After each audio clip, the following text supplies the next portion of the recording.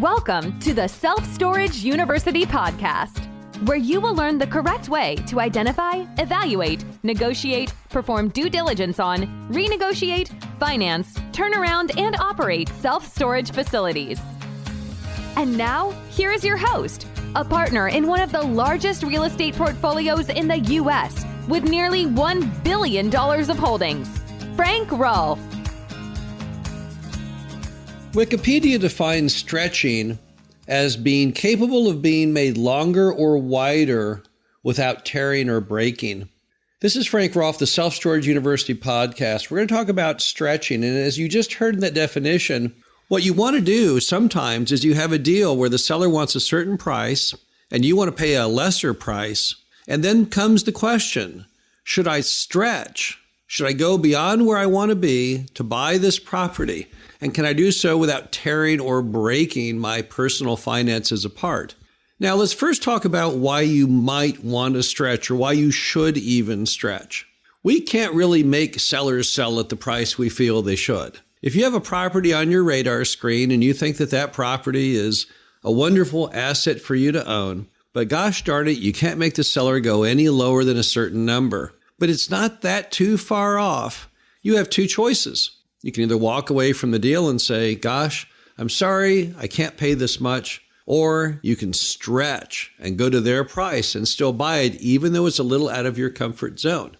Now, if you say, well, what about the third option? What if I walk away? Maybe they'll come back later at a lower price. And that is also true. But as we all know, it's a competitive world out there. And if you see something that seems right for you and the price was within range, but a little bit too far, and instead you just tell the person, well, I can't afford to pay that much, and hope later they'll revisit the price and come back to you, there's always the possibility in the interim somebody else comes and takes the deal away from you. So sometimes stretching is a perfectly appropriate response. Now, how much should you stretch? That's entirely based on the deal itself. All I can do is give you the mechanics of the stretching. You'll have to apply those to each individual circumstance to see whether or not it was, in fact, a good idea. So how do you decide if the stretch is possible? How do you know that, like the Wikipedia definition, you can do so without tearing or ripping apart your budget, your financial goals, your financial aspirations? Well, here are some things to consider. Every deal you look at, it doesn't matter what it is, you should always break it into three categories: best case, worst case, and realistic case. You should be unwavering in this definition. Your best case would be if everything you did worked perfect. Every assumption you made on occupancy, on rent levels, on cost cutting, it all magically occurred. That's your best case scenario. Then you have your worst case scenario. That's if everything went the other direction. You actually, instead of improving occupancy, lost occupancy. Instead of raising rents, the rents went down because of competitors. That's your worst case scenario. And then you have your realistic case scenario, which is somewhere in between. It's not as terrible as your worst case, but it's not as glowing as the best. It's somewhere in between, somewhere where you can say, well, you know what? If I don't play the eternal optimist or pessimist, this is roughly where I think I would end up. Now look at how you score in all three arenas. If you say to yourself, you know what, I can survive the worst case, I would be ecstatic at the best case, and I would still be very, very happy at the realistic case, then that stretch probably will work for you. However, if you look at the three scenarios and you say, I can't possibly financially handle my worst case scenario, and the realistic case scenario isn't very exciting either, but I'd be kind of happy with the best case scenario, then you shouldn't stretch. Because that deal isn't going to work for you. The odds are far too great you won't hit your goals, and therefore you shouldn't press forward with it. Now, Sam Zell, who is the greatest real estate investor of all time, largest owner of office buildings, apartments, and mobile home parks in America, he wrote an entire book on the concept of risk and reward. His concept is, if it's got high reward and low risk in a property, you should buy it. If it has high risk and low reward, you should never buy it. And then you have to debate all the other potential outcomes. If it's high risk and high reward, then you might buy it. So it's no different with self-storage. When you're looking at these options, as far as you stretching for the property, make sure the property is truly worth it. You wouldn't want to stretch on a property that's just average. What's the purpose there? When you stretch, you increase your risk. Now you're becoming higher risk. You'd have to have at least higher reward to make you want to do it. You would never want to stretch on a property that you don't find that compelling. An average location and other issues, those are not typically, should not be part of a property that you stretch on, that you should get outside your comfort zone. It's also extremely important when you're pondering doing the stretch that you understand the ramifications of doing that, because you are really adding to your worst case scenario. You've encumbered this property now with far more cost and far more debt. So it makes the worst case even more important to understand. It also you have to map out how you're going to bridge that gap.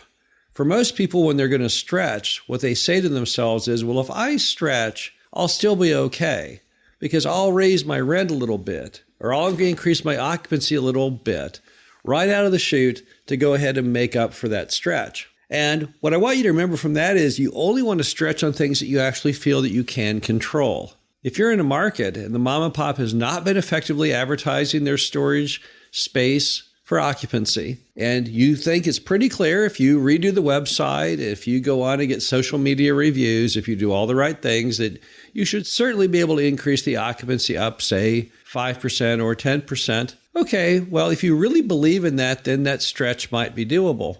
But if you're looking at a property that's at 95% occupancy in a very competitive market and you think, well, it'll all work out if I can just get up another 5%, can you really do that? Is that really realistic? Make sure when you do your stretches that the ways you're going to bridge that gap so you don't tear is within your control. You don't ever want to be in a position where you've stretched and yet you don't know if you can actually bridge the gap. What happens when you do that is you put yourself in a terrible position.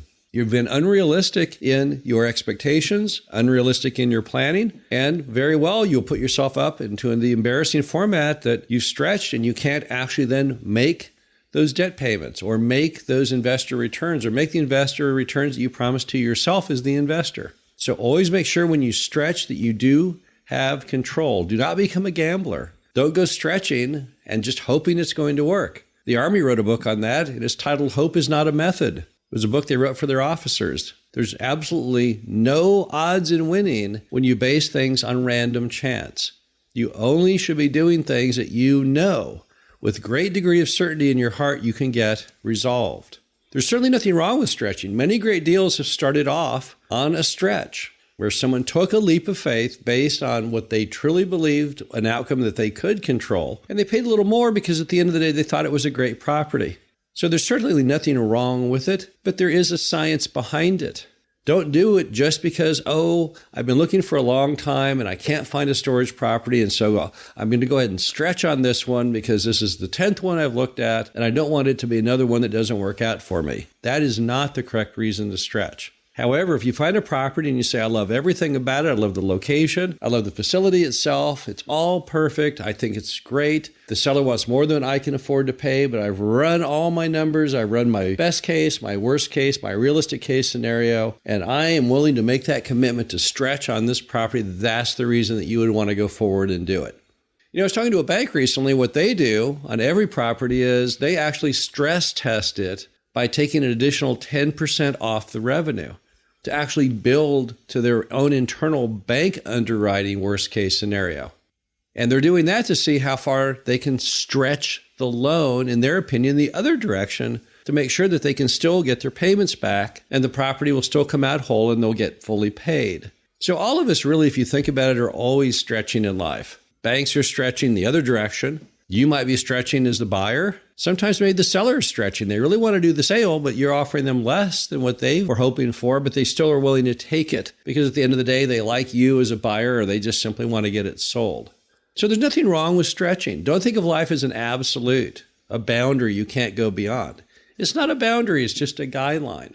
But when you make those decisions to stretch, just make sure you've used good judgment and decision-making to do so that all things work out in the end. This is Frank Rolfe with the Self Storage University podcast. Hope you enjoyed this. Talk to you again soon. Thank you for listening to the Self Storage University podcast. Be sure to visit us at ssupodcast.com, where you can learn the correct way to identify, evaluate, negotiate, perform due diligence on, renegotiate, finance, turnaround, and operate self-storage facilities.